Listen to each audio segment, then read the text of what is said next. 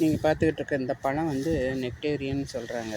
இது வந்து ப்ளம்ஸுக்கும் நம்ம ஆப்பிளுக்கும் இடைப்பட்ட ஒரு டேஸ்ட், ரெண்டு மிக்ஸ் ஆகி ஒரு டேஸ்ட் பாருங்கள். அந்த மாதிரி ஒரு டேஸ்ட்டான பழம் இது. இது ஈஸியாக பிக்கப் ஆகக்கூடிய மரம் தான். இது நாங்கள் இப்போ தான் தொட்டியிலேருந்து கீழே எடுத்து வச்சோம். ஸோ கொஞ்சம் டல்லாக இருக்குது. அதோட இன்றைக்கி அமெரிக்காவில் வெயில் அதிகம், காலையிலேருந்து வெயில் அடிச்சிட்ருக்குது. ஸோ அது இப்போ நான் எடுக்கிறது இப்போ 2 மணி இருக்கும். அதனால் வெயிலில் கொஞ்சம் வாடி இருக்குது இந்த செடி. இது வந்து பிக்கப் ஆகி பூ வச்சுச்சுன்னா நிறைய பூ வைக்கும், நிறைய காய் காய்க்கும். ஆனால் என்னென்னா ஒன்று இங்கே கொஞ்சம் காத்தடி காலத்தில் பூ பூத்ததுன்னா பூவெல்லாம் கொட்டிடுது. நெக்டேரியன் இது பேர். இது கடைங்களில் இந்த பழம் நிறைய இங்கே விற்கிறாங்க.